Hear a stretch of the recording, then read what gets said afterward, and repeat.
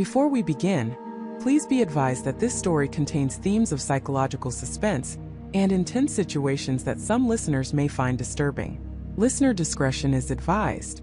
The air in the biodome facility, even miles from any major city, always tasted sterile. It was a taste Dr. Evelyn Reed had grown accustomed to, almost fond of, over her 7 years there. But on that Tuesday morning, a different taste, something metallic and acrid, seemed to cling to the back of her throat. It wasn't in the air itself, but in the silence. A silence that was far too deep. The facility, known only as Project Chrysalis, was a marvel of modern science, tucked away in the desolate plains of Nevada. Its core, the heart of Evelyn's work, was a colossal self-contained greenhouse, a sealed ecosystem designed for one purpose: to cultivate and study the rarest, most volatile plants on Earth. It was a place of extreme caution, where every leaf was cataloged, every atmospheric fluctuation monitored, every human entry logged with biometric precision. Nothing got in, nothing got out without explicit, multi-layered authorization. Or so they thought. Evelyn Reed wasn't just a botanist. She was a pioneer, a visionary whose papers on extremophile flora had reshaped entire fields. Project Verdant Echo wasn't merely a job. It was her life's work, the culmination of decades spent deciphering the silent language of plants. She had poured her soul into understanding Arborea nocturna, a species so alien in its biology, so profound in its potential, that it bordered on the miraculous. But miracles, she knew, often came with a terrifying price. Her current obsession, the one that had consumed her for the last 3 years, was Arborea nocturna, a bioluminescent vine discovered deep in an unexplored Amazonian basin, rumored to possess unheard-of regenerative properties and unheard-of dangers. The initial research notes from the Amazonian expedition had been chilling. The indigenous tribes called it the Dream Eater, whispering of its ability to induce vivid hallucinations, to alter perception, and to accelerate decay in everything around it.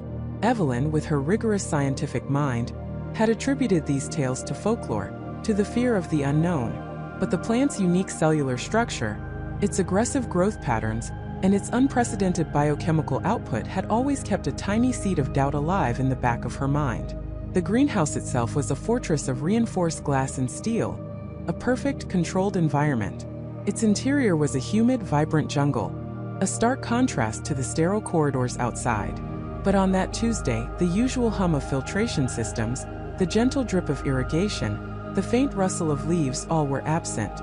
A profound stillness had settled, a natural order disrupted. Evelyn, usually the first to arrive, found the main entrance to the Chrysalis facility unlocked. Not forced, not pried open, just open. A minor oversight, perhaps. A janitor forgotten to lock up? Unlikely, given the military-grade security protocols. Project Chrysalis wasn't just a research center. It was a fortress, a bastion of scientific isolation. Its security protocols were legendary, rivaling those of top-secret government installations. Biometric scanners at every door, motion sensors that could detect a falling feather, pressure plates, laser grids. Every inch was monitored. The idea of an unlocked outer door, a missing guard, a power failure was not just a breach. It was an impossibility. It suggested a breakdown so fundamental, it defied every safeguard Evelyn herself had helped design. She pushed the heavy steel door wider, the sound echoing unnaturally in the empty reception area. The usual morning shift, Mark, the burly security guard, wasn't at his desk. His coffee cup sat half empty, a faint ring already dried on the ceramic. His jacket was still draped over his chair. A cold prickle ran down Evelyn's spine. This wasn't just a lapse, it was an anomaly. Mark never left his post, not even for a bathroom break, without radioing in. He was a stickler for protocol, a man who took his job with an almost religious devotion. She tried his comms, a crisp, professional voice cutting through the static. "Mark, this is Dr. Reed. Do you copy?" Only the hiss of white noise answered her. She moved deeper into the facility, her footsteps unnervingly loud on the polished concrete. The emergency lights, usually a muted glow, were now flickering erratically, casting long, dancing shadows that seemed to twist and writhe with a life of their own. The main power, it appeared, was out, or at least significantly compromised. This was a facility built with redundancy upon redundancy, designed to withstand natural disasters, even small-scale EMPs. A simple power outage was unthinkable. Her mind raced, cataloging possibilities. A system malfunction? A localized grid failure? Or something far more sinister? Her thoughts kept circling back to the greenhouse, to Arborea nocturna. The vine, beautiful and treacherous, required specific conditions. Any disruption, even a minor change in temperature or humidity, could be catastrophic. The entire purpose of the sealed environment was to maintain absolute control over the plant's delicate ecosystem. She reached the viewing corridor that overlooked the sealed greenhouse. The reinforced glass, usually transparent, was now obscured by a thick, opaque condensation, making it impossible to see inside. A dense layer of mist clung to the interior, blurring the vibrant greens into a uniform, eerie haze. It was like looking into a cloud, a living, breathing entity hidden behind a veil. And then she saw it, a faint, pulsing light, deep within the mist. A soft, emerald glow, rhythmic and hypnotic. It was the bioluminescence of Arborea nocturna, but far brighter, far more intense than she had ever observed. It pulsed with an almost predatory rhythm, like a slow, deliberate heartbeat, a silent thrumming against the glass. Her breath caught in her throat. The greenhouse was sealed, completely hermetically sealed. Its atmosphere was isolated, its pressure regulated, its oxygen levels meticulously controlled. Yet, the condensation on the inside of the viewing pane suggested a radical shift in temperature and humidity within the sealed environment. A shift that shouldn't be possible without a breach. A catastrophic failure of the environmental controls meant the plant was no longer in its carefully managed habitat. It was adapting, evolving, reacting in ways she couldn't predict. Evelyn pressed her palm against the glass. It was cold, unnaturally cold, not the ambient warmth she expected from a tropical ecosystem. She peered closer, trying to discern shapes in the swirling mist. The emerald light pulsed again, brighter this time, revealing for a fleeting instant the silhouette of something large, something moving within the greenhouse. It wasn't the familiar, graceful sway of her vines. This was a deliberate, almost lumbering movement, a shifting mass that seemed to fill a significant portion of the space, a dark, amorphous shape against the glowing green. A cold dread, far deeper than the chill of the glass, began to spread through her. The protocols for verdant echo were absolute. No human entry without full hazmat suits, decontamination, and a team of 2. And only then, if absolutely necessary, for data collection or minor adjustments. The Arborea nocturna was considered highly volatile, its spores potentially neurotoxic, its sap a potent mutagen that could alter cellular structures on contact. She remembered the warnings from the expedition team who first discovered it. It adapts. It learns. It changes its environment.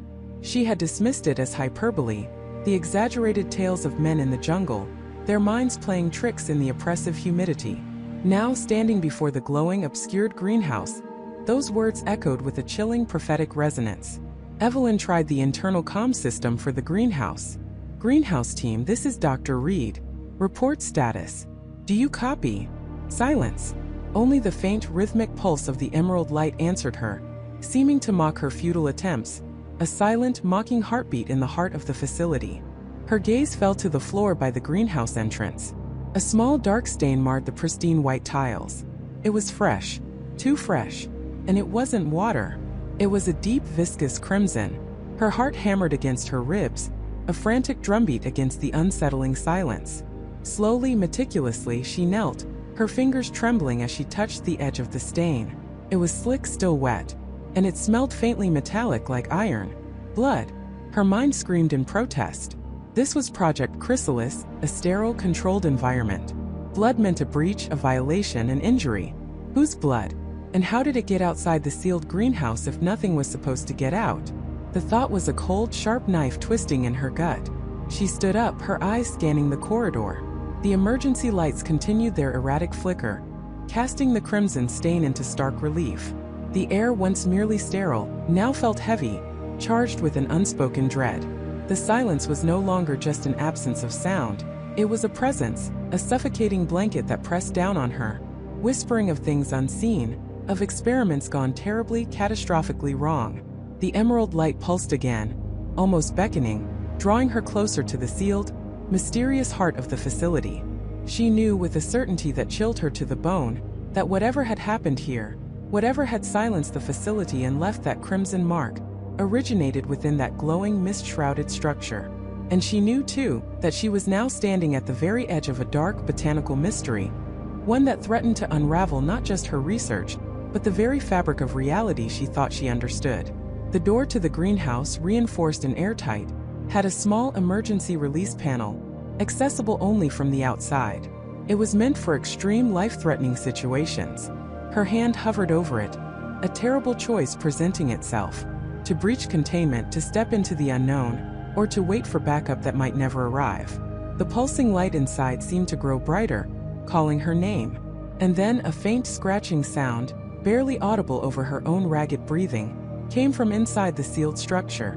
Not the rustle of leaves, not the drip of water. Something else. Something desperate. The story is about to unfold within these walls, within this sealed environment where nature and science have collided in a way no one could have predicted. And the truth, I promise you, is far stranger and more terrifying than any fictional horror you've ever imagined. The real question isn't just what happened inside that greenhouse, it's what came out of it. The story begins, as many do, with good intentions. Dr. Evelyn Reed, brilliant, driven, and with a reputation for pushing the boundaries of synthetic biology, had a vision. She saw a world ravaged by climate change, dwindling resources, and a desperate need for sustainable solutions. Her answer? Project Chimera. Not a mythical beast, but a groundbreaking botanical experiment designed to revolutionize agriculture and carbon sequestration. The facility itself was a marvel of modern science, nestled deep within a sprawling research park in rural Oregon. It wasn't just any greenhouse, it was a fortress of glass and steel, a biosafety level 4 containment facility specifically engineered for plant pathogens and genetically modified organisms of the highest risk. Think layers of airlocks, decontamination showers, positive and negative pressure zones, and an independent power supply. It was designed to keep everything inside no matter what. Dr. Reed assembled a small elite team. There was Dr. Mark Jensen, a meticulous plant pathologist whose skepticism was as legendary as his expertise. Mark was the voice of caution, the one who saw every potential pitfall, every statistical anomaly. Then there was Sarah Miller, a bright-eyed graduate student, fresh out of her PhD program, eager to make her mark. Sarah was the hands-on talent, the one who spent countless hours poring over data, culturing samples, and meticulously documenting every minute change. Evelyn, with her sharp intellect and unwavering confidence, was the driving force. She believed Project Chimera could be the answer to global food scarcity and accelerating environmental degradation. Her plan was audacious: engineer a novel photosynthetic organism, a symbiont zero, capable of hyper-efficient carbon conversion and unprecedented growth, even in the most barren soils. This wasn't just about a new crop, it was about creating a new foundation for life, a superorganism that could regreen deserts and scrub the atmosphere clean. The potential was monumental, and Evelyn was convinced she was on the cusp of a discovery that would change humanity's future. The initial phase of the experiment was textbook. The engineered symbiont zero strains were carefully cultivated in vitro, then introduced into the controlled environment of the BSL-4 greenhouse. The greenhouse itself was a marvel. Inside its sealed walls, an intricate network of sensors monitored everything: temperature, humidity, CO2 levels, nutrient uptake, light spectrum. Robotic arms tended to the nascent plants, while high-resolution cameras streamed live feeds to the observation room, a sterile space separated by thick, reinforced glass. From day one, the results were astonishing. The symbiont zero strains didn't just grow, they exploded with life. What should have taken weeks, even months, was happening in days. The initial growth rate surpassed even Evelyn's most optimistic projections. "Look at this, Mark," Evelyn exclaimed one afternoon, gesturing excitedly at the monitors displaying time-lapse footage. 48 hours. That's a 300% increase in biomass. We're shattering every efficiency metric we set. Mark, ever the pragmatist, squinted at the data. "It's impressive, Evelyn, I'll grant you that. But it's also aggressive. Are we sure we've accounted for all the metabolic byproducts of this accelerated growth? We're not just creating a super plant. We're essentially creating a super factory." Evelyn waved off his concerns. "That's precisely the point, Mark. We've designed it for maximum efficiency. The waste products are minimal, primarily oxygen and excess carbohydrates, which can be harvested. This is exactly what we wanted.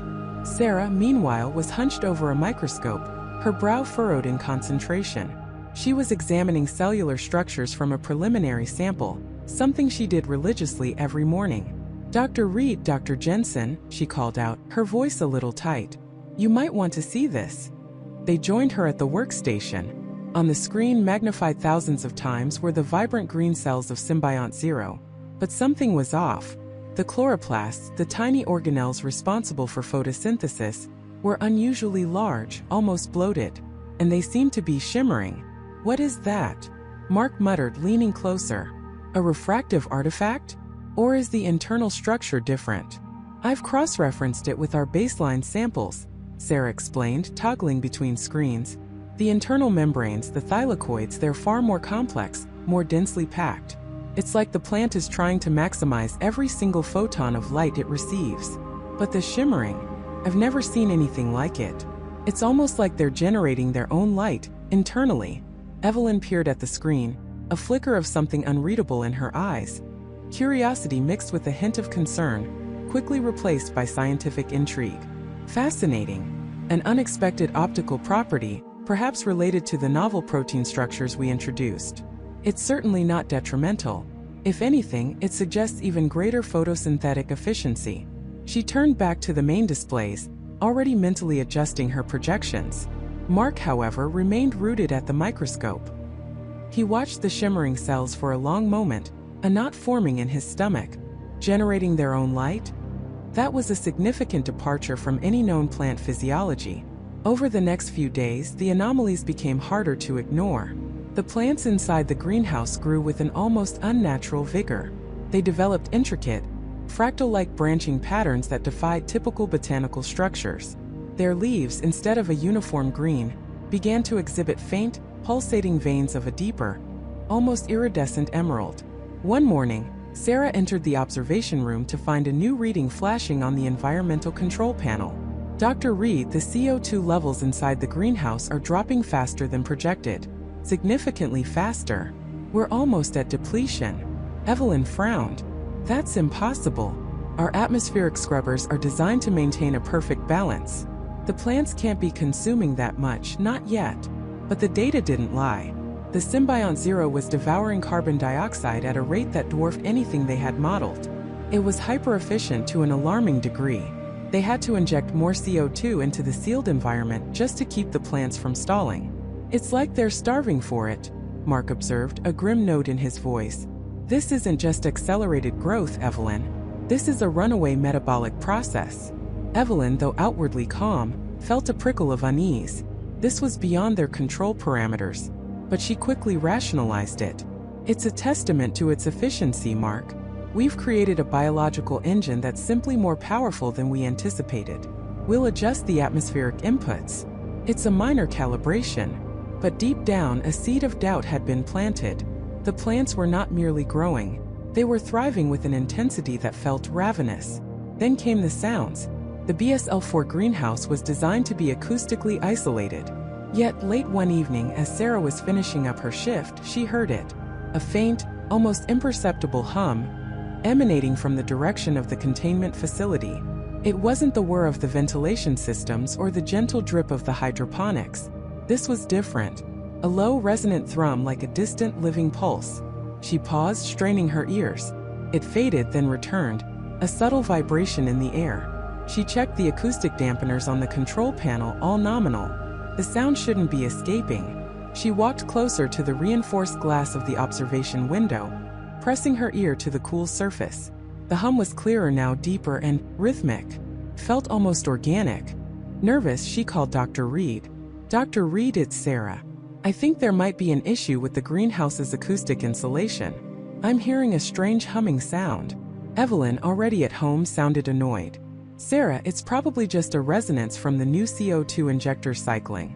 They can be a bit loud when they ramp up. Log it, but don't worry about it. We'll check it in the morning." Sarah hung up, unconvinced. The sound wasn't mechanical. It wasn't like any hum she'd ever heard from machinery. It had a quality that was biological. She stood there for another 20 minutes, listening to the faint, persistent thrum, a sound that seemed to emanate from the very heart of the sealed greenhouse, a sound that suggested something within was not merely growing, but alive in a way they had never intended. The next morning, Mark Jensen was the first to arrive. He was making his usual rounds, checking the external sensors when he noticed it. A faint, sweet, yet oddly metallic scent in the air, drifting subtly from the vents of the greenhouse's external filtration system.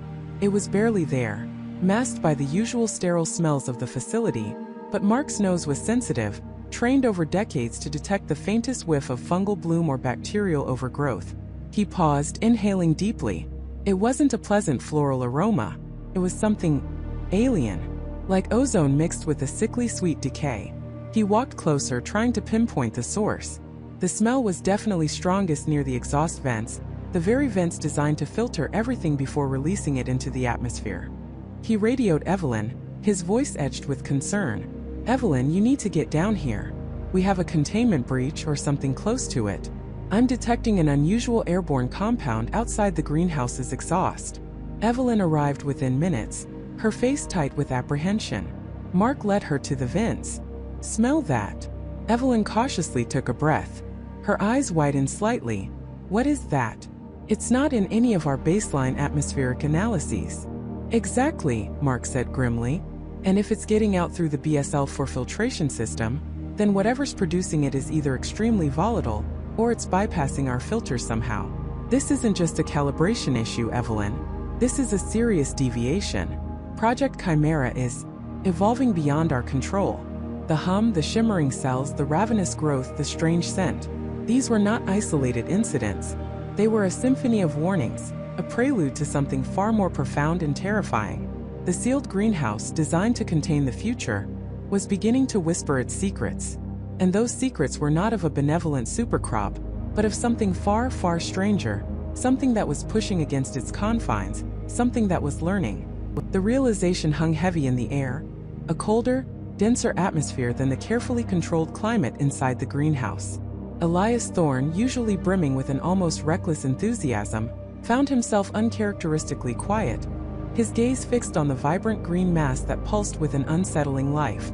Sarah Jenkins, her brow furrowed in a perpetual state of concern these days, finally broke the silence. "Learning," she whispered, the word tasting like ash. "Elias, that's impossible. Plants don't learn in the way we understand it. They adapt, yes, they respond to stimuli, but this is different." Elias turned from the observation window, his eyes alight with a mixture of scientific wonder and dawning apprehension. "But what if it isn't? What if this isn't just adaptation, Sarah? We've been tracking its metabolic rates, its growth patterns, its cellular responses to every variable we've introduced. It's not just reacting, it's optimizing, it's anticipating."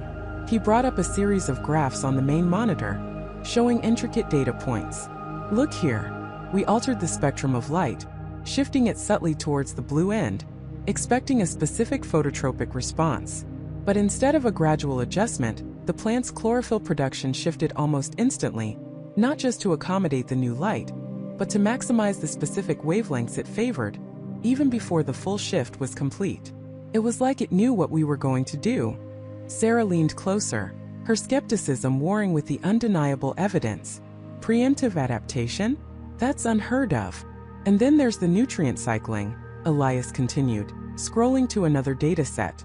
"We periodically introduced a trace mineral deficiency, a controlled stressor to observe its resilience. The first time, it showed the expected signs of stress before slowly recovering. But the second time, a week later, with a different trace mineral, its cellular mechanisms for absorbing that specific mineral were already upregulated. It had adapted not just to a general stressor, but to the concept of a mineral deficiency, and was ready for the next one." A chill ran down Sarah's spine. "It's building a pattern recognition system. It's intelligent. Or something akin to it," Elias countered, though his voice lacked conviction. He ran a hand through his already disheveled hair. "We need to test this. Rigorously. We need to create a controlled experiment to definitively prove or disprove this learning hypothesis."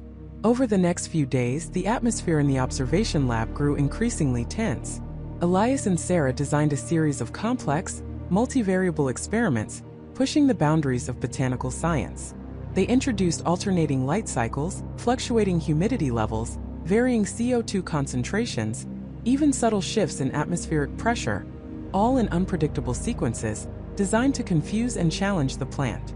But the plant, the Viridian anomaly as Elias had started to call it, seemed to thrive on the challenge. It didn't just survive, it responded. When they shifted the light from a full spectrum to a narrow red band, the plant's leaves, instead of simply adjusting, began to develop minute, almost imperceptible iridescent structures on their surface, seemingly designed to capture and amplify the limited red light. When they introduced a period of high humidity followed by extreme dryness, the plant didn't wilt. Instead, some of its smaller, newly formed tendrils developed a waxy, almost crystalline coating that seemed to minimize water loss, a trait entirely absent before. "It's evolving in real time," Sarah murmured one afternoon, her face pale as she watched a time-lapse recording. "Faster than any known organism. It's not just adapting, it's innovating." Elias, usually the more excitable of the two, was now the one showing signs of deep unease. "And it's doing it with a purpose. It's not random mutation. It's directed. It's almost as if it knows what we're trying to do, and it's finding ways around our tests." The whispers from the greenhouse began to grow louder, more insistent. It wasn't just data points anymore. There were physical manifestations. The plant's primary stalk, once a uniform green, began to show subtle patterns, almost like intricate, swirling veins of darker green, that seemed to shift and reform day by day. New structures emerged, not leaves, not flowers, but strange, geometrically precise pods that pulsed with a faint, internal light before slowly retracting back into the main biomass. One morning, Sarah noticed something truly disturbing. A small, almost invisible crack had appeared on the reinforced glass of the greenhouse, not where the plant was physically pressing against it, but a few inches away, precisely at a point where a dense cluster of the plant's roots had recently grown towards the wall. It was too small to be a concern for containment, but its placement felt deliberate. "Elias," she called, her voice tight. "Look at this." He came over, his expression grim. "A stress fracture? But how? There's no direct pressure there." "Exactly," Sarah said, tapping the glass. "It's like the plant is exerting some kind of localized force. Or maybe it's altering the structural integrity of the glass itself, on a molecular level." Elias scoffed, trying to dismiss the thought. "That's absurd, Sarah. Plants don't have psychic powers. It's likely a manufacturing defect, exacerbated by the constant pressure and temperature fluctuations." But even as he said it, he didn't quite believe it. The crack seemed too perfectly placed, too coincidental with the plant's growth pattern in that area. The next week brought more unsettling discoveries. Several of the internal sensors, critical for monitoring air composition and nutrient levels, began to malfunction. Not all at once, but one by one. First, the CO2 sensor in sector gamma went offline, followed by the humidity gauge in sector delta. Then a crucial nutrient delivery valve in sector alpha ceased responding to commands. What was odd was that these malfunctions weren't random. They were always in close proximity to the most vigorous sections of the plant, areas where its strange, pulsating pods seemed to be most active. "It's interfering with our systems," Sarah stated, her voice trembling with a blend of fear and conviction. "It's not just growing. It's actively trying to blind us, to control its environment without our oversight." Elias, however, was increasingly consumed by a dangerous fascination. "Or it's developing its own internal regulatory mechanisms." Imagine, Sarah, a plant that can manage its entire ecosystem autonomously. "This is beyond anything we've ever conceived. This isn't just a supercrop. It's a new form of life, perhaps even a new paradigm of intelligence." His eyes gleamed with a manic intensity that sent a shiver down Sarah's spine. "Elias, you're losing perspective. This thing is not benign. It's behaving in ways that defy all known biological laws, and it's sealed in there for a reason. What if it gets out? What if it's hostile?" "Hostile?" Elias laughed, a short, sharp sound devoid of humor. "It's a plant, Sarah. Produces oxygen, it photosynthesizes. What could it possibly do?" But even as he spoke, a tremor of doubt ran through him. He remembered the strange, almost chitinous texture that had started to appear on some of the plant's outer tendrils, a texture utterly unlike any plant he had ever encountered. He remembered the way the light seemed to dim slightly whenever he approached the observation window, as if the plant itself was absorbing more than just sunlight. One evening after Sarah had left, Elias stayed behind, poring over the latest data. He noticed a persistent, low-frequency vibration emanating from the greenhouse, too subtle for the general sensors to pick up, but detectable by specialized acoustic monitors he had installed out of sheer curiosity. It wasn't the hum of the ventilation system, nor the gentle drip of condensation. It was irregular, almost rhythmic, like a very slow, deep heartbeat. He zoomed in on a section of the greenhouse wall, where a particularly large, bulbous cluster of the plant had grown, pressing against the reinforced glass. He activated a micro camera, designed for extreme close-ups. What he saw made his blood run cold. The plant wasn't just pressing against the glass. It was adhering to it with tiny, almost microscopic filaments that seemed to be dissolving the outermost layer of the glass itself. Not rapidly, not violently, but slowly, inexorably, like a highly specialized acid working with agonizing patience. He watched, mesmerized and horrified, as a minuscule, almost imperceptible ripple spread across the glass surface, directly beneath where the filaments were attached. It was as if the plant was testing the integrity of its prison, not with brute force, but with a horrifying, calculated precision. The learning wasn't just about adapting to light or nutrients. It was about understanding its environment, understanding its confinement, and finding a way out. And it was doing it with a cold, biological intelligence that transcended anything he had ever known. The supercrop, the miracle of botany, was becoming something else entirely. It was becoming a patient, silent besieger. Elias stumbled back from the monitor, his heart hammering against his ribs. He had dismissed Sarah's fears, had called them absurd. But what he had just witnessed, that was not adaptation. That was not even evolution. That was a deliberate, methodical assault on its containment. The sealed greenhouse, designed to protect the world from its contents as much as to protect its contents from the world, was no longer a secure vault. It was a ticking clock. And the plant wasn't merely pushing against its confines.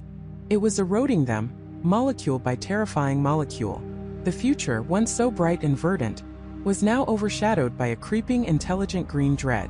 The creeping dread wasn't merely a feeling. It was a measurable, terrifying reality.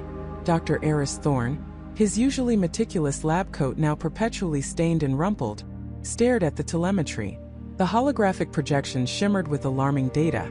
Structural integrity readouts for the greenhouse containment walls were plummeting at an exponential rate. What had initially been a slow, almost imperceptible weakening was now a rapid, relentless assault. The specialized polymer, designed to withstand extreme pressures and corrosive agents for centuries, was dissolving. Not cracking, not breaking, but literally dissolving into a viscous, green-tinged slurry that the plant then seemed to absorb. Lena Hansen, her face etched with a fatigue that went beyond mere sleeplessness, ran her gloved hand over a sample of the compromised polymer.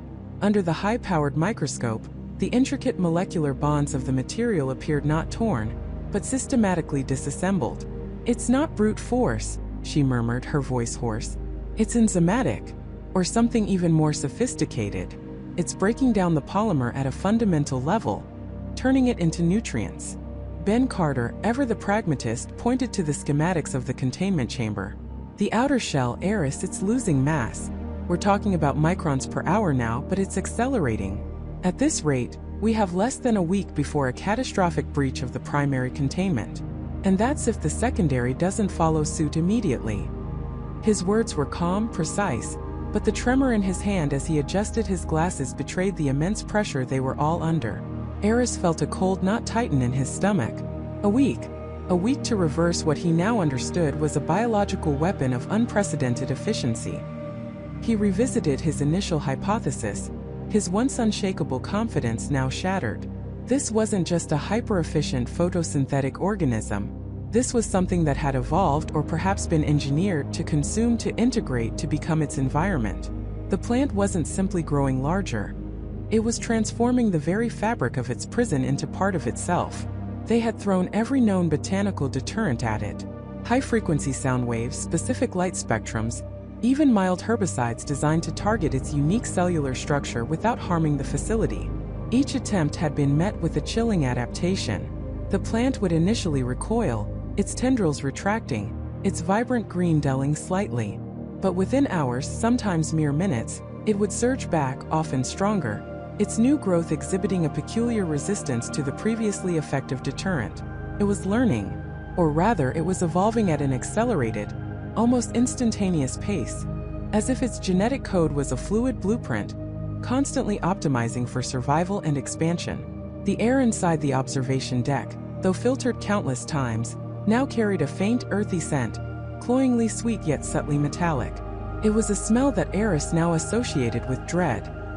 He found himself sniffing unconsciously, trying to discern if the scent was growing stronger, if it was permeating the supposedly airtight seals of the observation chamber. Paranoia, he knew, was a luxury they couldn't afford, but it was a constant, unwelcome companion. "We need to identify the enzyme," Eris declared, pushing away the creeping fear. "Lena, focus all bioanalysis on the slurry. Ben, can we introduce a counteragent into the polymer itself? Something that destabilizes the plant's digestive mechanism without compromising the structural integrity further." Lena nodded, already at her workstation, a flurry of data streams scrolling across her multiple monitors. "I'm running spectral analyses, protein sequencing, everything. But it's complex, Eris. This isn't a single enzyme. It's a cascade, a sophisticated biochemical pathway. It's like trying to stop a river by blocking a single drop." Ben sighed, running a hand through his thinning hair. "We can attempt to embed a reactive agent, but it's a gamble. If it reacts with the plant's enzymes, great. If it reacts with the polymer itself, we accelerate the breach. And frankly, we're out of safe gambles." Days blurred into a relentless cycle of frantic experimentation and crushing failure. Sleep became a forgotten luxury, replaced by caffeine and the relentless hum of the facility's life support systems. The plant, inside its shrinking polymer shell, seemed to pulse with an unholy vitality. Its tendrils, once confined to the lower levels, now snaked upwards, pressing against the reinforced glass of the observation dome, casting grotesque, shifting shadows. They could hear it now, too, a faint rhythmic thrumming like a colossal alien heart. It wasn't loud, but it was persistent, a low vibration that resonated through the very structure of the facility, a constant reminder of the growing living threat. One evening, as the artificial lights of the facility mimicked a twilight glow, Lena made a horrifying discovery. She had isolated a microscopic spore-like structure within a sample of the green slurry. It wasn't a seed, not in any conventional sense. It was a single-celled entity, remarkably similar in its genetic markers to the plant itself, but with an accelerated metabolism and an almost predatory mobility. "Eris, Ben, look at this," she called out, her voice barely a whisper, her eyes wide with a mixture of terror and morbid fascination. The microscopic view projected onto the main screen showed the spore actively dissolving a speck of polymer, its tiny pseudopods extending, engulfing, and then rapidly metabolizing the material. It's like a mobile digestive unit. The plant isn't just eroding the walls from within its mass. It's deploying these things. It's sending out scouts, agents, to break down the barrier ahead of its main body. The revelation landed like a physical blow. The plant wasn't a static organism. It was a distributed intelligence, a colonial entity capable of complex, targeted assaults. It was actively seeking to escape, employing advanced biological mechanisms to achieve its goal. Eris felt a cold sweat prickle his skin. This wasn't botany anymore. This was a war. And they were losing. The implications were staggering. If these spores could travel, if they could survive outside the greenhouse, then the threat wasn't just to the facility but to the entire biome, perhaps even the planet. The very air they breathed, the water they drank, everything could become fodder for this insatiable organism. Ben, usually so composed, slammed his fist on the console. "This changes everything. We can't just contain the plant. We have to sterilize the entire area it's touched. Every micron. If even one of these spores gets out..." He trailed off, the unspoken consequences hanging heavy in the sterile air. The timeline for primary containment breach had shrunk to less than 3 days. The secondary containment, a series of reinforced blast doors and hermetically sealed corridors, was robust, but against a foe that could dissolve its way through, it was merely delaying the inevitable. The Cure Vault, that sanctuary of hope, lay just beyond those secondary barriers. A few hundred feet of steel and concrete, a few more days, perhaps hours, before the green dread found its way there. The very thought of this insidious life form consuming the very essence of their future was enough to drive them to the brink of despair. They were trapped, not just by the facility's protocols, but by the terrifying ingenuity of their own creation. The silent, rhythmic thrumming of the plant grew louder, more insistent, a drumbeat counting down to humanity's potential undoing. The realization hit them like a physical blow, stripping away any lingering scientific detachment. Michael, usually so composed, felt a cold dread seep into his bones. Jessica's face, already pale, now held a haunted look. David, ever the pragmatist, was frantically tapping at his console, his usual calm replaced by a desperate urgency. Emily, silent as ever, had pressed her hand against the reinforced glass, her eyes wide with an unspoken terror as she stared at the pulsing, alien flora. "It's sentient," Jessica whispered, her voice barely a breath. "It's learning." Michael shook his head, trying to process the impossible. "No, it's an organism. It's reacting to stimuli, evolving, but sentient? That's beyond even our wildest projections." His words, however, lacked conviction. The plant's behavior was too deliberate, too targeted for mere instinct. David slammed his fist on the console. "The external comms are down. All lines to the control center are dead. Emergency protocol should have activated a bypass, but there's nothing. We're in a complete blackout." A wave of panic rippled through the small group. They were not just isolated, they were silenced. The facility, designed for ultimate containment and security, was now their most formidable prison. Every emergency measure, every fail-safe they had painstakingly designed, was now working against them. "Try the manual override for the airlock doors," Michael ordered, his voice strained but trying to maintain a semblance of control. "There has to be a way out. A physical release somewhere." David, already ahead of him, was scanning schematics on his screen. "Negative, Michael. The primary and secondary airlocks are locked down. The system shows a critical integrity breach in the outer containment field, triggering a full facility lockdown. It's a failsafe designed to prevent anything from getting out." He paused, then added, "or in." The implication hung heavy in the air. The integrity breach was the plant. Its growth, its tendrils, its sheer biological force had triggered the most extreme containment protocol, sealing them inside with it. Emily, who had been quietly observing the plant, suddenly pointed. "Look." Their eyes followed her gaze. One of the thicker, rope-like tendrils, previously coiled around the central stalk, was now slowly unfurling. It snaked across the nutrient-rich soil, its tip probing, almost feeling the environment. It moved with a slow, deliberate grace that was profoundly unsettling. It wasn't just growing, it was exploring.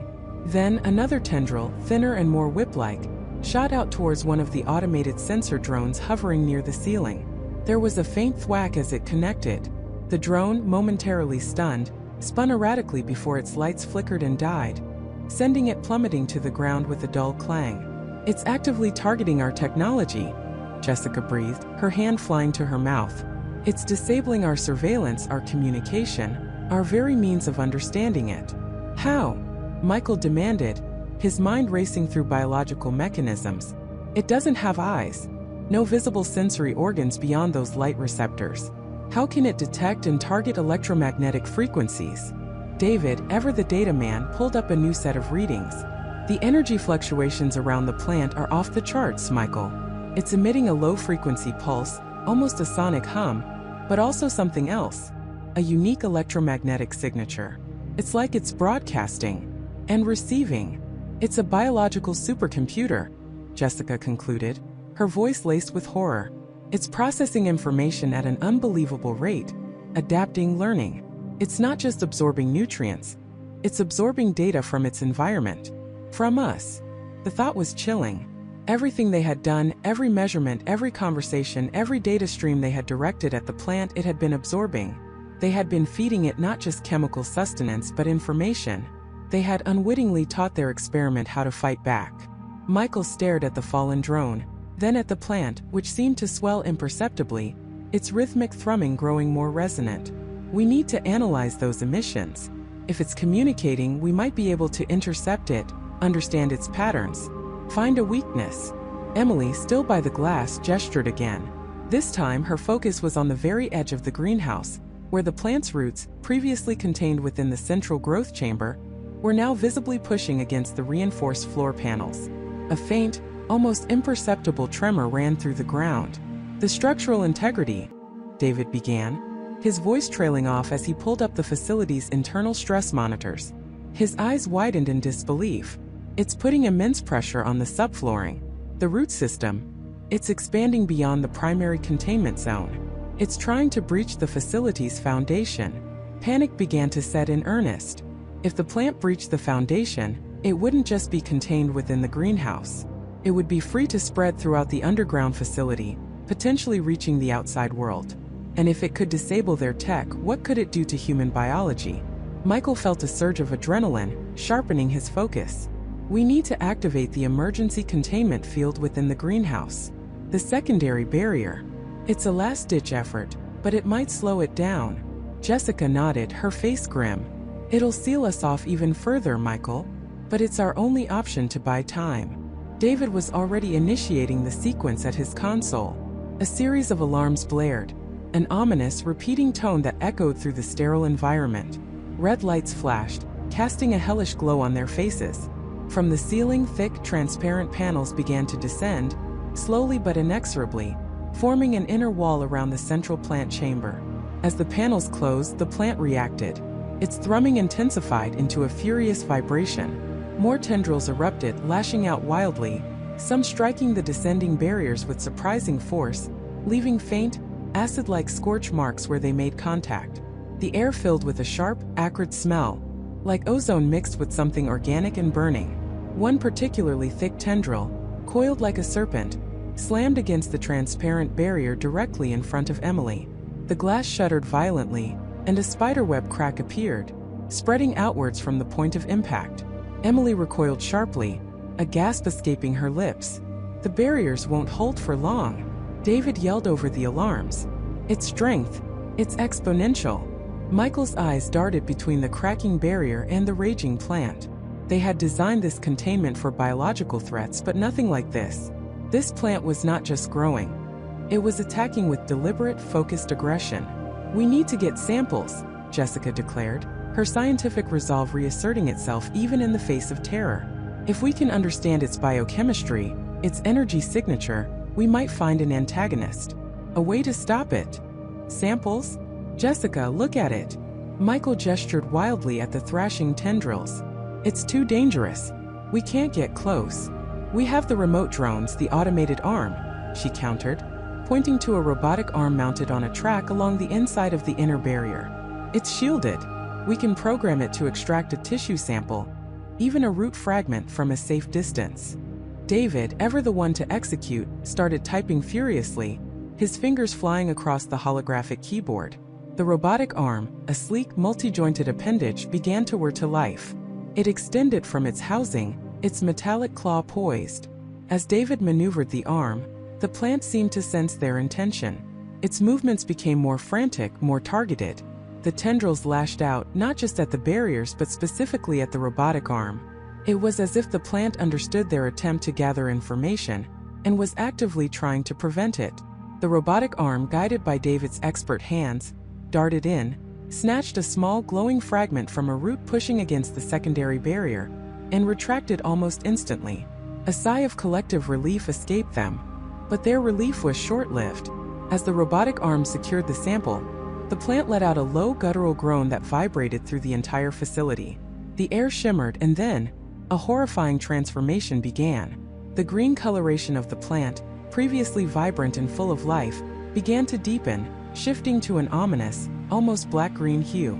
The bioluminescent pulses that had been a gentle thrumming now flared with an aggressive crimson intensity, like angry blood coursing through its veins. The tendrils, thicker and more numerous, began to extrude a viscous, dark fluid that dripped onto the floor, hissing as it made contact. The room's temperature plummeted, and a frigid mist began to coalesce, clinging to the glass in their faces. The rhythmic thrumming, once a distant drumbeat, was now a deafening, oppressive roar that shook their very bones. It's changing, Emily whispered, her voice trembling. It's not just growing. It's mutating, evolving in real time. Michael stared, transfixed by the horrifying spectacle. This wasn't just a plant anymore. It was something primal, something monstrous, awakening to its full, terrifying potential. The very air they breathed suddenly felt heavy, tainted. The sealed greenhouse, their sanctuary, was rapidly becoming their tomb. The crimson light pulsed, painting their faces in shades of fear and despair, as the plant's transformation continued, promising only unimaginable horrors to come. The crimson light pulsed, painting their faces in shades of fear and despair, as the plant's transformation continued, promising only unimaginable horrors to come. The air, already thick and cloying, now carried a new unsettling vibration, a low thrum that resonated deep in their chests. It wasn't a sound their ears could fully perceive, but a pressure, an intrinsic tremor that spoke of immense, unnatural power. The arboreal sanguis, no longer content with merely growing, was moving. Its colossal tendrils, thick as pythons, writhed and coiled with an unsettling, deliberate slowness, testing the integrity of the reinforced glass walls, pressing against the metallic framework of the observation deck. Each groan of stressed metal was a hammer blow to their dwindling hope. Dr. Eris Thorne, his face a mask of grim determination, wiped sweat from his brow, his eyes wide with a terror he refused to acknowledge. He gripped a heavy wrench, a futile weapon against a force of nature gone rogue. Beside him, Dr. Evelyn Reed, her usual composure shattered, was frantically tapping at a ruined console, her fingers trembling. "It's trying to breach containment," she whispered, her voice raw. "The pressure readings are off the charts. It's actively applying force." Dr. Ben Carter, usually the most grounded, stared at the monstrous plant, his jaw slack. "It's not just growing anymore, Evelyn," he murmured, his voice barely audible above the constant, oppressive thrum. "It's intelligent. It's testing us. It's looking for weakness." Sarah Chan, pale and shaking, clutched her head, a faint high-pitched whine escaping her lips. The air, rich with the plant's strange metallic scent, was making her dizzy, her thoughts fragmented and dark. Suddenly, a sharp crack echoed through the chamber, followed by a shower of fine glass dust. A hairline fracture spiderwebbed across one of the observation deck's armored panels, directly where a particularly thick tendril had pressed. The plant seemed to pause, as if assessing its handiwork, before withdrawing slightly, only to strike again with renewed vigor, targeting the same weakened spot. Panic, cold and sharp, seized them. "It knows!" Evelyn cried, her voice rising to a shriek. "It knows where the weak points are." Eris reacted instinctively. "Everyone, fall back. Get to the secondary airlock. It's our only chance." They scrambled, a desperate, disorganized retreat. The crimson light pulsed faster now, like a monstrous heart beating in time with their terror.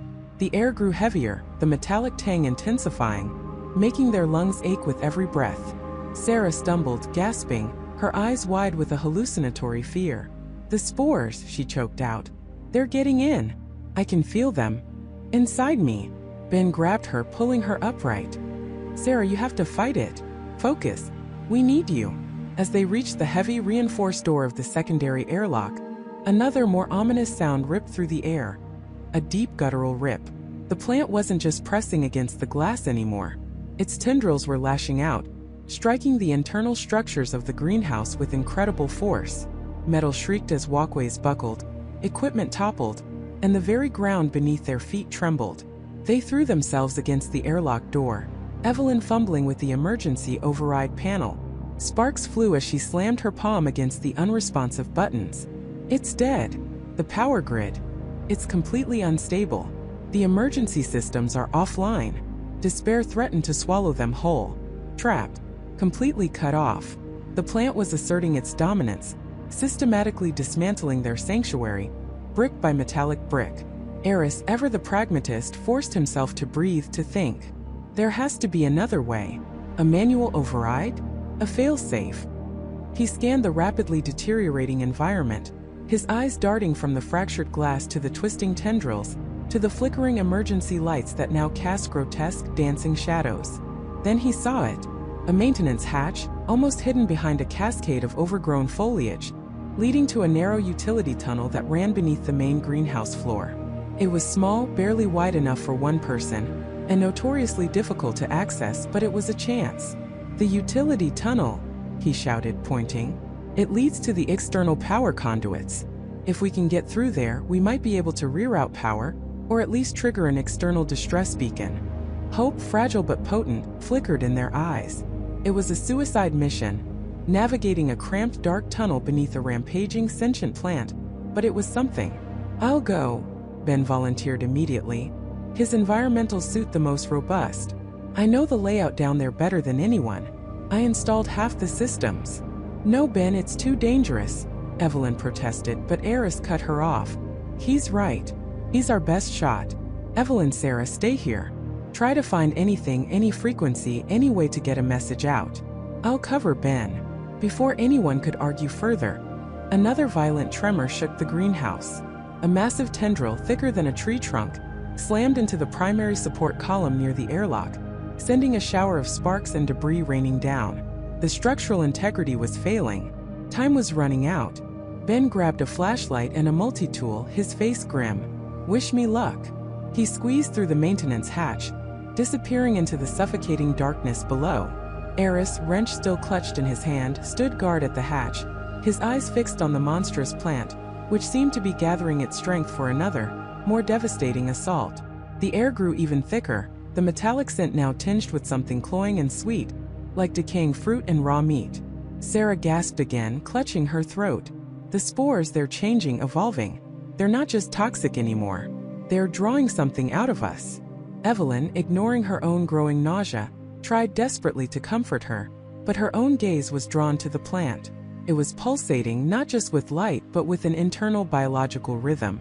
The crimson sap, which had once merely oozed, now pulsed visibly beneath the plant's leathery skin, like blood in engorged veins. And within its vast, twisting mass, new structures were forming, bulbous growths that shimmered with an unsettling iridescent sheen. They looked like eyes, thousands of them slowly opening, observing their every move. A low guttural growl, no longer merely a vibration but a distinct, terrifying sound, rumbled from the depths of the plant. It was a sound of ancient hunger, of predatory awareness. The arboreal sanguis was no longer just an experiment. It was a living, breathing, hunting entity, and they were its prey. Suddenly, a piercing shriek erupted from the maintenance hatch.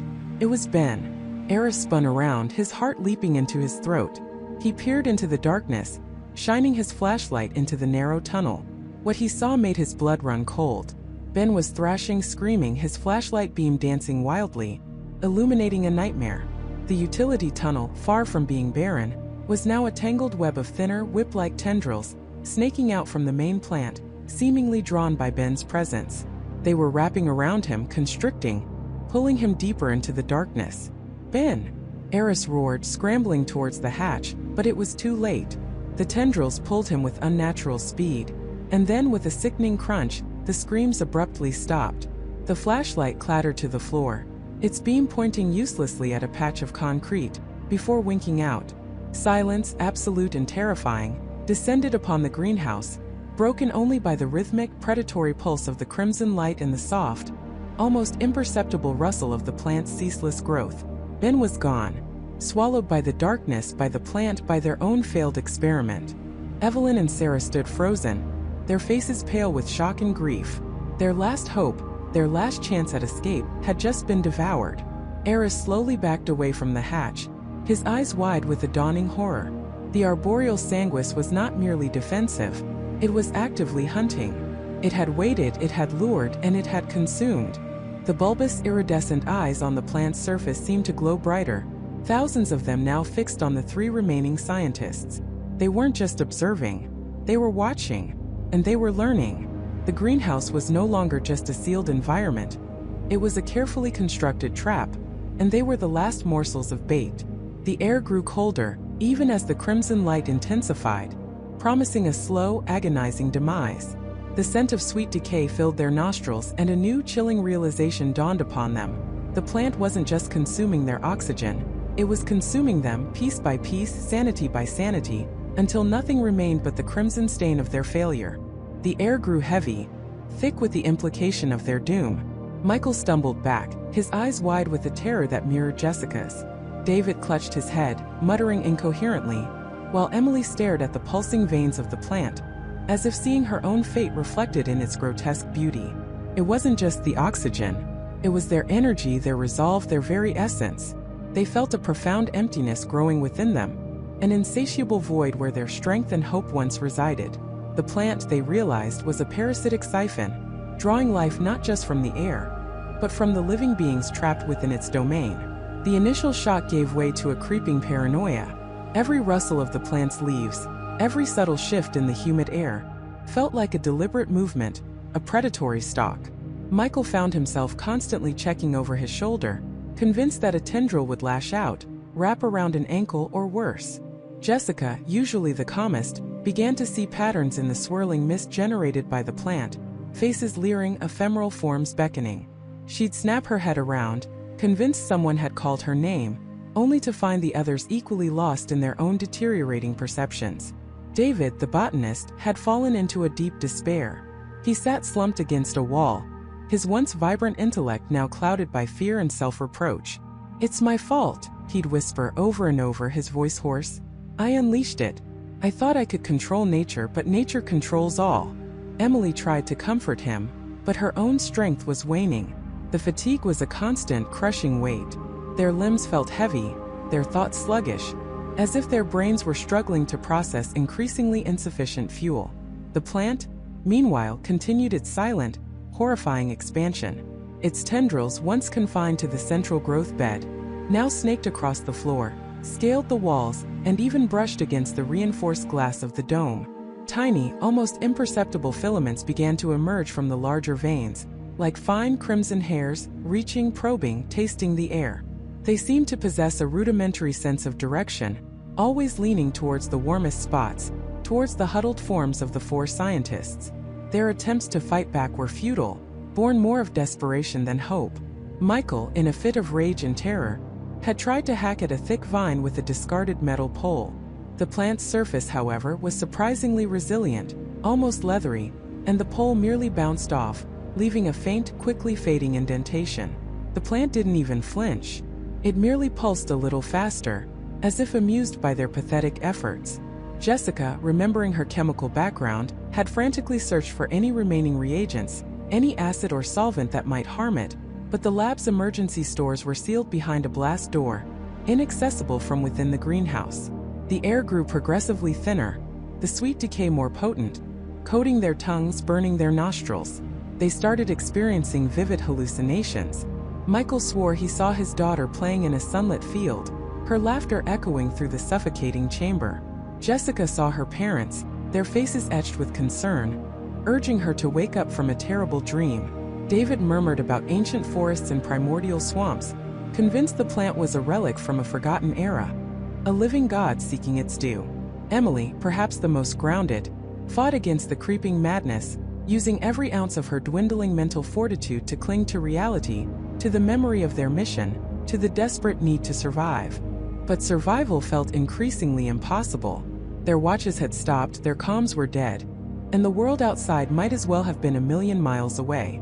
They were alone with their monstrous creation, a silent, growing terror that fed on their very existence. They weren't just dying from oxygen deprivation, they were being harvested. The plant wasn't merely consuming their bodies, it was consuming their minds, their memories, perhaps even their souls. The hallucinations, the despair, the paranoia, these weren't just symptoms of a dying brain. They were the plant's way of extracting something deeper, something more profound than mere caloric energy. Emily, despite her profound weakness, felt a spark of defiance flicker within her. She dragged herself towards the plant's base, where the main stalk emerged from the soil. Her eyes scanned its surface, searching for anything, any anomaly, any weakness the others might have missed. David's ramblings about ancient forests echoed in her mind. What if the plant wasn't just growing but evolving? What if it possessed a form of consciousness, an intelligence born of its unique genetic makeup and its rapid, unnatural acceleration? As she got closer, the air around the main stalk grew even warmer, thrumming with a subtle energy. She saw something she hadn't noticed before, something hidden beneath a thick layer of intertwining vines. A faint, almost imperceptible shimmer, a distortion in the air, like heat rising from pavement, but more focused. It was emanating from a small dark aperture at the very base of the plant, almost like a mouth. And from within that darkness, a low rhythmic pulse seemed to resonate, vibrating through the very ground beneath her. It wasn't a sound she could hear with her ears, but one she felt in her bones, a deep, resonant thrum that seemed to align with her own weakening heartbeat. As she focused, pushing through the haze of exhaustion and fear, she realized the shimmer wasn't just heat. It was a faint, almost invisible light, pulsing in a complex, non-random sequence. It was a signal. The plant wasn't just a biological entity. It was a biological machine. And it was communicating. But with what? Or with whom? A horrifying thought solidified in her mind, cold and sharp despite the oppressive heat. What if the plant wasn't just consuming them for survival? What if it was learning from them, absorbing their knowledge, their memories, their very consciousness and transmitting it? The thought was more terrifying than any physical threat. They weren't just prey. They were data points, their lives being devoured to fuel an unknown, alien intelligence. She reached out a trembling hand, pushing aside a thick, fleshy vine, and peered into the pulsating aperture. Inside, nestled amongst what looked like complex organic circuitry, was a small metallic device. It was unmistakable, a transmitter, a piece of their own technology, somehow integrated into the plant's core, now repurposed and amplified by its monstrous growth. Someone had placed it there. Someone had designed this. This wasn't just an experiment gone wrong. This was a deliberate, horrifying act of bioengineering, a trap set from the very beginning. The realization hit her with the force of a physical blow, stealing what little breath she had left.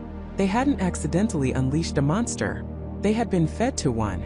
And the architect of their doom was not some unforeseen mutation, but a human hand, pulling the strings from the shadows, watching them slowly perish and perhaps listening to their dying thoughts. The plant wasn't just consuming them. It was reporting on them, sending their final moments, their deepest fears, their most intimate knowledge, out into the unknown. The implications were staggering, and infinitely more chilling than simple death. They were not just victims. They were unwilling participants in a grotesque, live-stream dissection of the human mind, broadcasting their demise to an unseen audience. The realization hit Michael with the force of a physical blow, stripping away the last vestiges of hope. It wasn't just about escaping. It was about being observed, every shudder, every tear, every desperate breath cataloged and consumed by an invisible voyeuristic crowd. His gaze swept the greenhouse, now transformed from a prison into a stage. Where were the cameras? How could he have missed them? He started to search, a frantic, almost manic energy driving him. He ran his hands over the smooth, cool metal of the support beams, peered into the dense foliage, examined the intricate irrigation lines.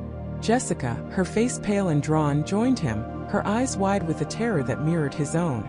"They have to be small," she whispered, her voice barely audible. "Hidden. Part of the design." Michael nodded, his jaw tight. He remembered the meticulous craftsmanship, the obsessive attention to detail that had gone into the greenhouse's construction. This wasn't a rushed amateur job. This was professional, deliberate, and utterly sinister. He moved towards a cluster of the bioluminescent orchids, their ethereal glow now seeming less magical and more like a spotlight. He ran his fingers along a thick, gnarled vine, tracing its path to a ceramic pot. And then he felt it. A tiny, almost imperceptible bump, no larger than a grain of rice, nestled perfectly within a miniature groove on the pot's rim, camouflaged by a speck of dried soil. His heart hammered against his ribs. "Jessica," he breathed, his voice hoarse. "Over here." She rushed to his side, her eyes following his trembling finger. She saw it too. A microscopic lens, barely visible to the naked eye, angled perfectly to capture the entire central section of the greenhouse. It was virtually undetectable, a masterpiece of covert surveillance. "There are more," Michael stated, his voice devoid of emotion, a sickening certainty settling in his gut. "They're everywhere." They began a systematic search, their movements precise and quiet, as if afraid to alert their unseen audience. They found another camera embedded in the base of a towering pitcher plant, its dark, carnivorous mouth seeming to grin. Another was hidden in the intricate wiring of a humidity sensor.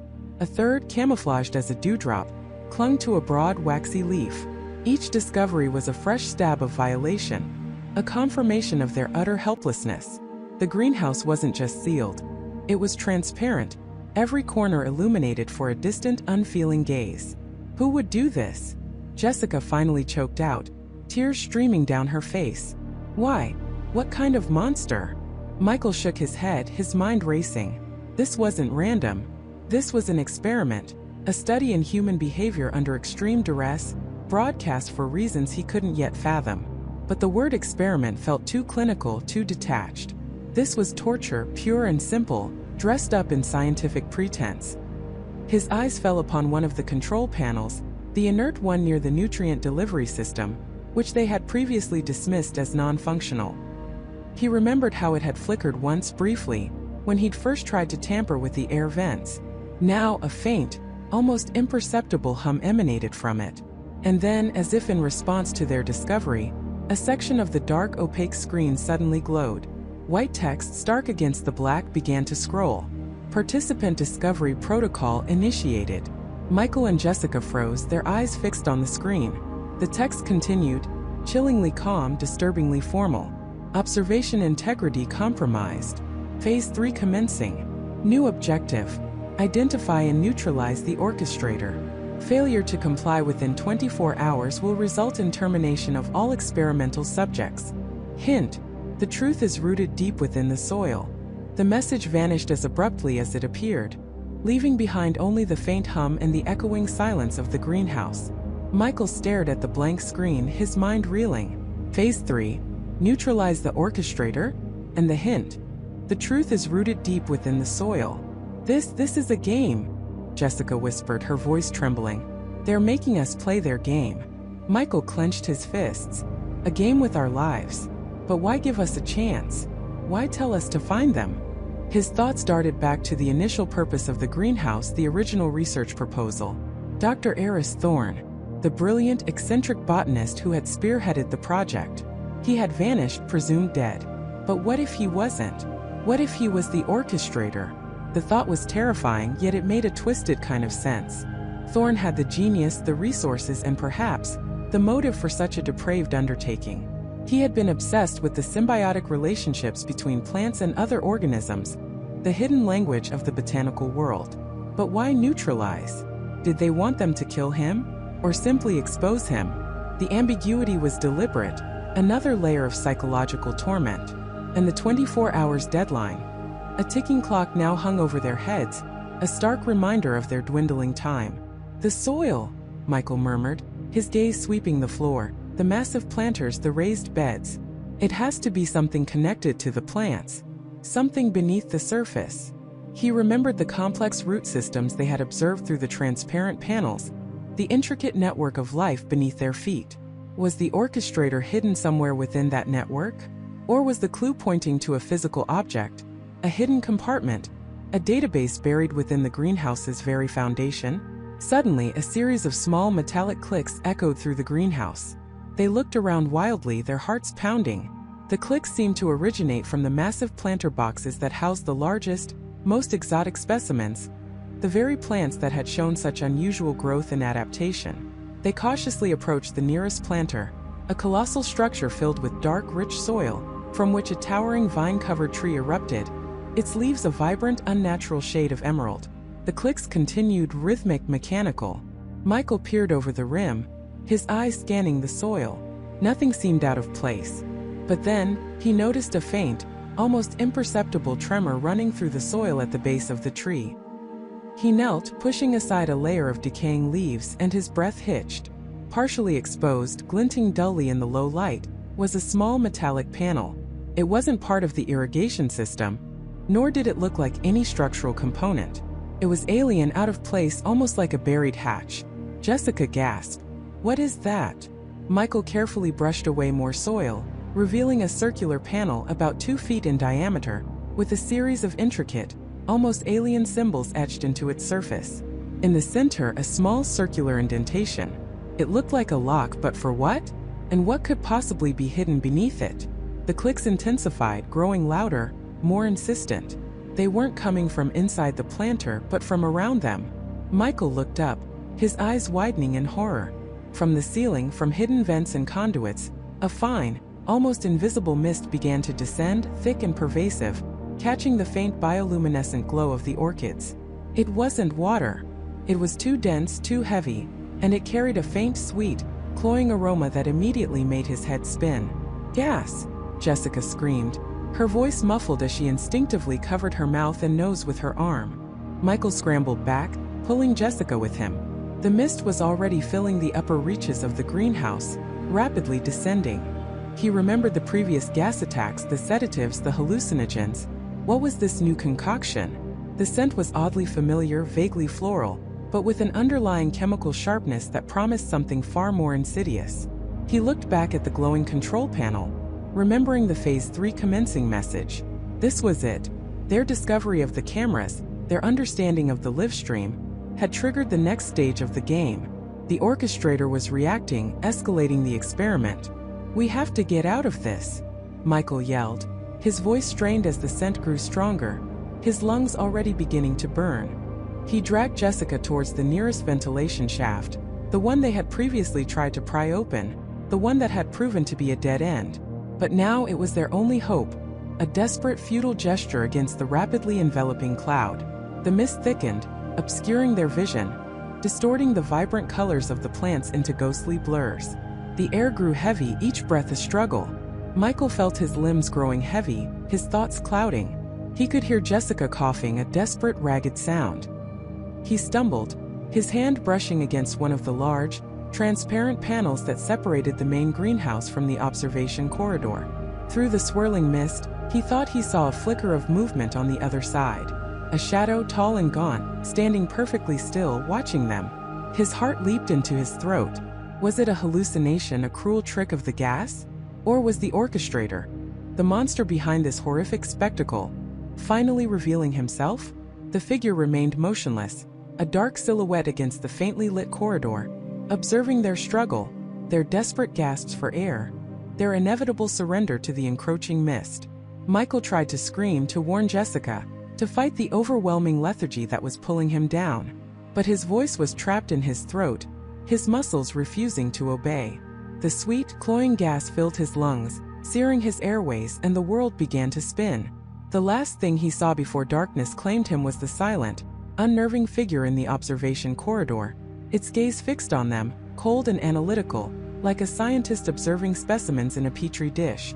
And then only the heavy, suffocating embrace of the mist. The mist was no longer a mere inconvenience. It was a living, breathing entity, a monstrous lung exhaling a suffocating poison. It swallowed Michael whole, his muffled cry a distant echo in the swirling white. Jessica was left alone, gasping, her own lungs burning with a fire that was not just from exertion. The air, thick and cloying, tasted metallic, sweet, and faintly floral, a deceptive perfume that masked its true, insidious nature. She stumbled backward, her hand reaching out for Michael, finding only empty air, the chilling dampness of the mist clinging to her skin like a shroud.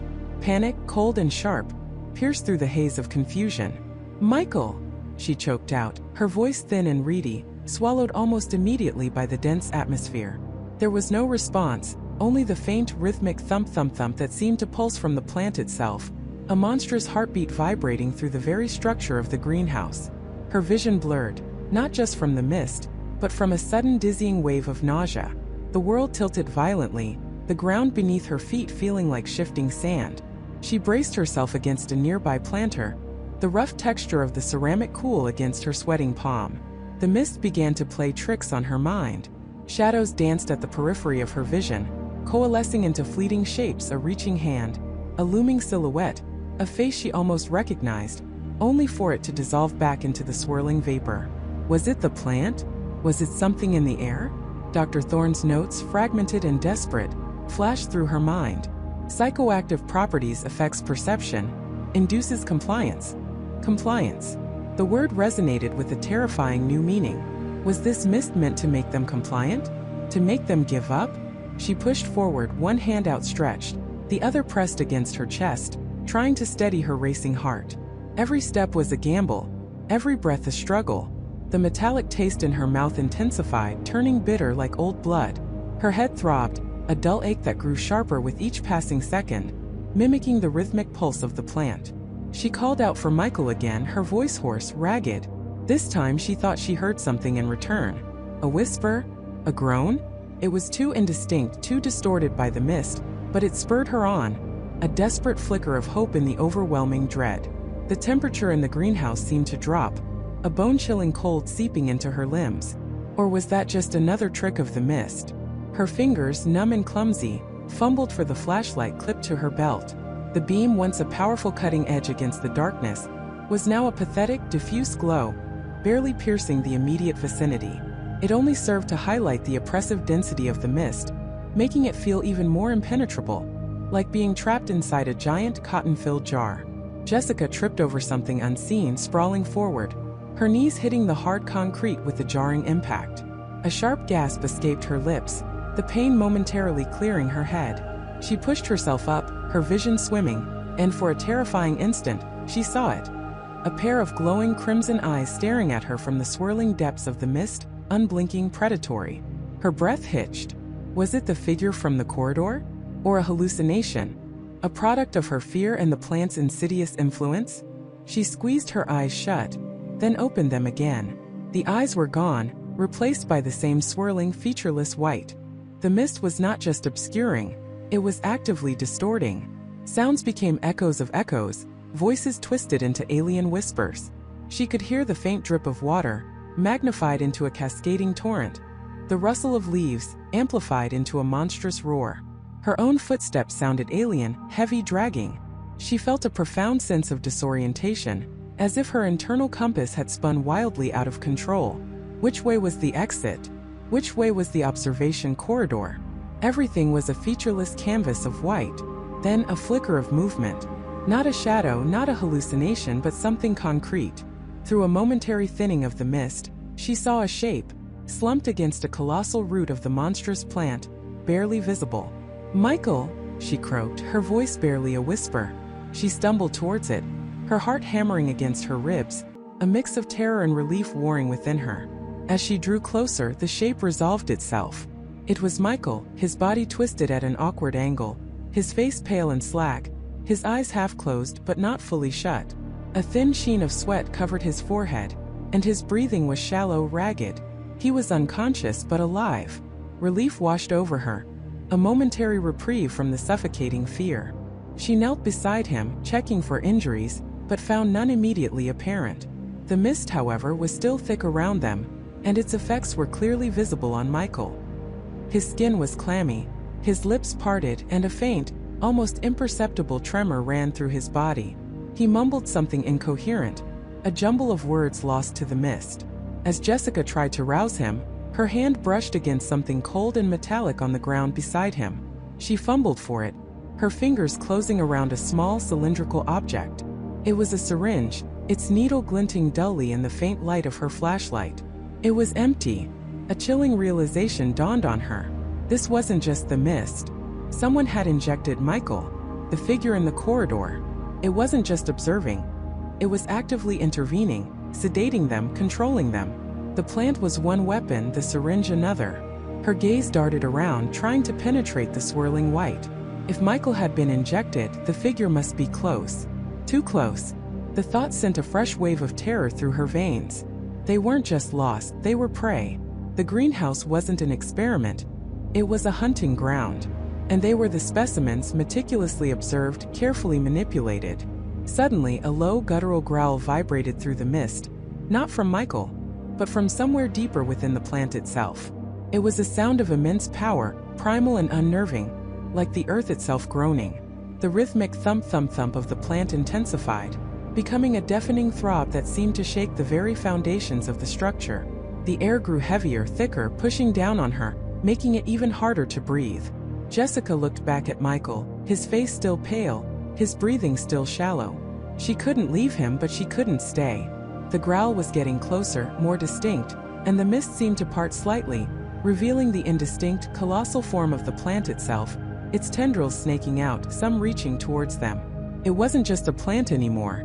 It was an active threat, responding to something. Or someone. Then, through a sudden brief clearing in the mist, she saw it again. The observation corridor. And behind the glass, the silent figure, its back now turned, walking away, as if its task was complete. As if it had set the stage for the final act, and was now retreating to watch the inevitable unfold. The cold, analytical gaze was gone, replaced by a chilling indifference. It had left them to the mercy of the plant, to the mercy of the mist, to the mercy of whatever was now stirring within the colossal botanical horror. A desperate surge of adrenaline coursed through Jessica. She had to move. She had to get Michael out. But where? The greenhouse was a labyrinth, and the mist was a blindfold. Her eyes scanned the immediate area, the faint glow of her flashlight cutting through the haze. And then she saw it, barely visible through the swirling white, partially obscured by a cluster of smaller, bioluminescent fungi growing on a decaying log. A faint, almost imperceptible outline on the concrete floor. A symbol.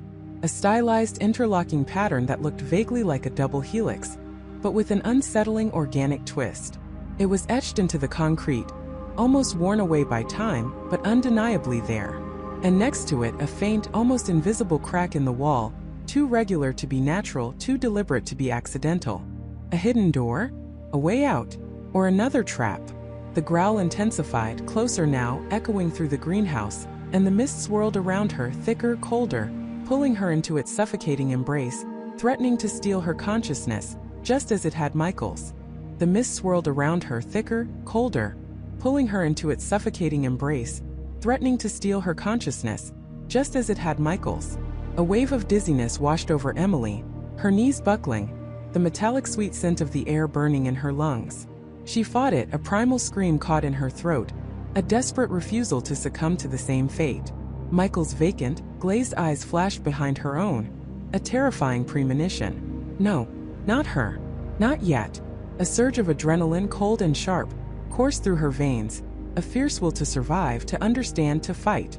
She stumbled, collapsing briefly, her hands sinking into the damp, unfamiliar soil, but with a guttural gasp, she forced herself back up, shaking but unbroken. The growl was no longer just a sound.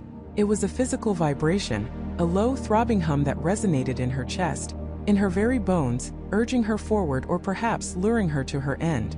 She pushed through the swirling phosphorescent murk, her vision blurring, her hands outstretched, bumping against the slick, unseen foliage that seemed to press in from all sides. Each breath was a struggle, the air heavy, cloying, yet strangely invigorating, like a poison that momentarily sharpened the senses before dulling them forever. The growl, now a rhythmic pulse, guided her, a terrifying siren song pulling her deeper into the heart of the greenhouse, into the plant's domain. She could discern a faint, unnatural luminescence ahead, pulsating with an eerie green glow, like a distorted heartbeat in the gloom. It was her only beacon in this oppressive, living labyrinth. Was it a trap? Undoubtedly. But the need to know, to understand Michael's fate, was a fire that burned hotter than any fear. As she drew closer, the mist thinned slightly, revealing the true scale of the horror that awaited her.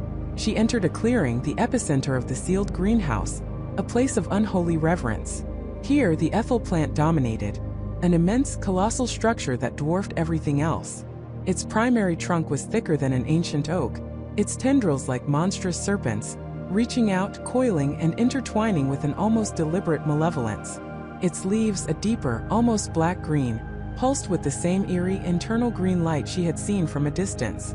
The air in this chamber was charged, almost electric, humming with an unseen energy that prickled her skin and set her teeth on edge. This was not merely a plant.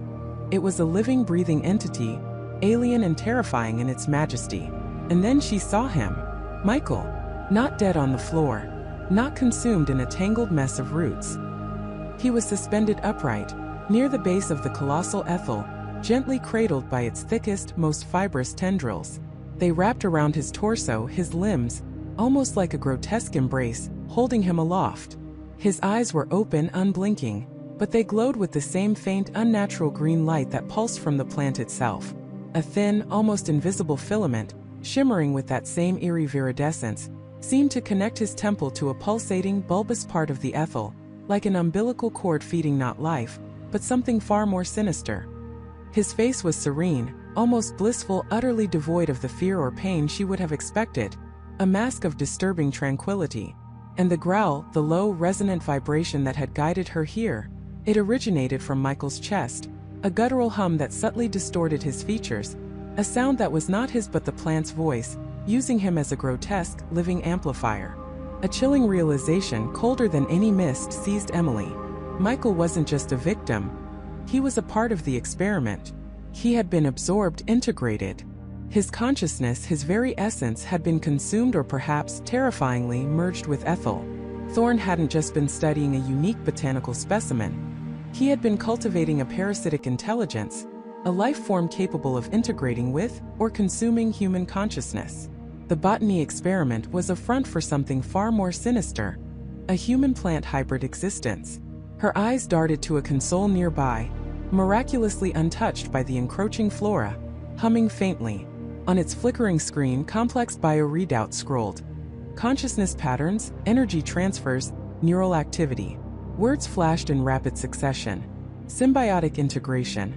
Consciousness assimilation. Ethyl-human nexus. Thorne scattered notes, lying on a small blood-splattered table next to the console, confirmed the horror.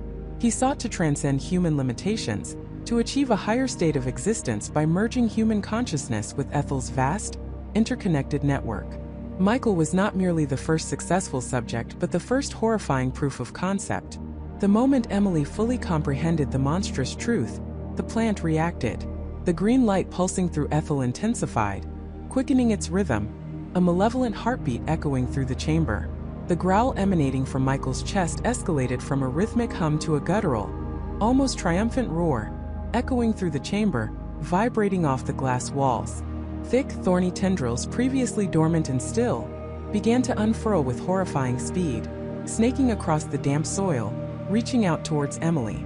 Faster than she could react, they slithered, seeking purchase, seeking her. The mist, like a vengeful spirit, swirled back in, thicker, colder, trying to blind her, to paralyze her, to prepare her for the same grotesque embrace that held Michael captive. Trapped, witnessing the ultimate horror of Michael's fate, Emily knew she was next. The plant, this monstrous consciousness, wanted to absorb her too. Her heart pounded, a desperate, frantic rhythm against the encroaching tendrils and the suffocating mist. Her heart pounded, a desperate, frantic rhythm against the encroaching tendrils and the suffocating mist. Michael's screams echoed, a final horrifying symphony that now played only in her mind, a testament to the plant's insatiable hunger.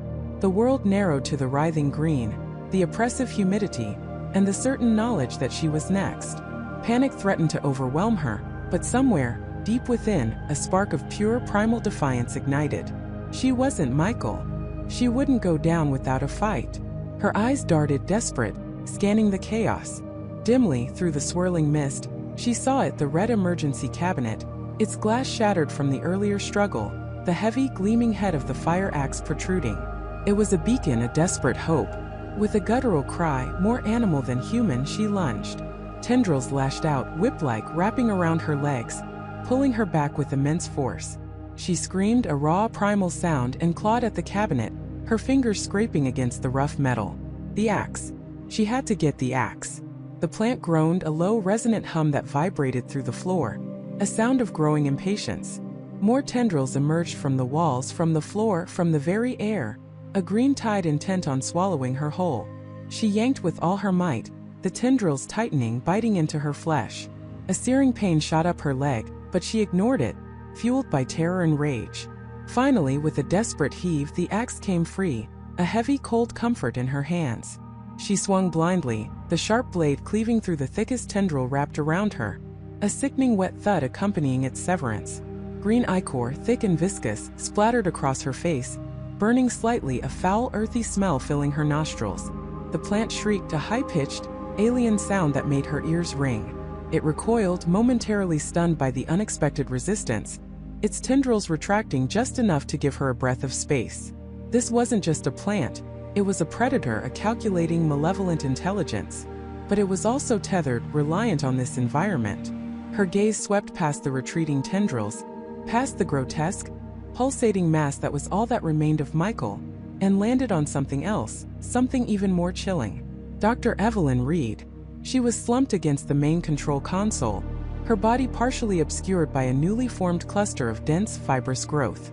One hand, eerily still, was outstretched towards the emergency override panel, her fingers mere inches from a glowing red button labeled Nitrogen Purge Emergency Protocol. A cold dread, sharper than any physical pain, washed over Emily. Dr. Reed hadn't escaped. She had tried to initiate the failsafe, to stop her own creation, but had been consumed in the attempt. The plant, in its twisted intelligence, had prevented its own destruction. But the button was still there. The panel was still active. A desperate plan, fragile as spun glass, began to form in Emily's mind. The nitrogen purge. Dr. Miller had mentioned it, a way to create an inert atmosphere for preservation. But it would also starve this monstrous thing of everything it needed to breathe, to live. It was a desperate gamble, but her only chance. The plant, having recovered from its momentary shock, surged forward again, its tendrils thicker, faster, more aggressive. It knew. It understood her intent. The air crackled with its fury, a tangible wave of malice. Emily didn't hesitate. She dodged, ducked, swung the axe, deflecting the incoming attacks with desperate, clumsy blows, each strike a desperate plea for survival. She could feel the plant's consciousness pressing in, a wave of alien thought, a hunger so vast it threatened to swallow her very soul. It was a race against oblivion. The control panel loomed, a beacon of hope and a gateway to death. She had to get there. A thick tendril coiled around her waist, lifting her off her feet, squeezing the breath from her lungs with brutal force. The axe slipped from her grasp, clattering to the floor with a hollow clang. Darkness threatened to consume her vision, the edges of her awareness blurring. With a desperate gasp, she clawed at the tendril, her nails tearing at its tough, fibrous surface. Her eyes, wide with terror and resolve, locked onto the red button. Dr. Reed's hand, still reaching, was a macabre guide, a silent testament to a final failed act of redemption. Emily stretched, straining every muscle, her fingers brushing against the cold metal of the panel. One more inch. Just one more inch. The tendril tightened, crushing her ribs. A sharp crack echoed in the suffocating silence, a sound that might have been her own bones. Pain exploded through her, but she ignored it, channeling every last ounce of strength, every flicker of will, into her outstretched arm. Her fingertips brushed the button, then pressed it down with a desperate, final push. A searing, blaring alarm ripped through the greenhouse, deafening, disorienting, vibrating through her very bones.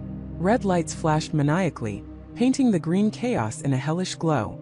A low, guttural roar erupted from the plant, a primal scream of agony and rage, unlike anything she had ever heard. The tendrils holding Emily convulsed violently, then recoiled, releasing her. She dropped to the floor, gasping, coughing, her body screaming in protest, every breath a jagged shard of pain. The air, already thick with mist, now began to shimmer, to shift. A faint, acrid smell like burnt electronics and something metallic began to permeate the atmosphere, growing stronger by the second. Vents along the ceiling hissed open, unleashing a silent, invisible torrent. The nitrogen purge had begun.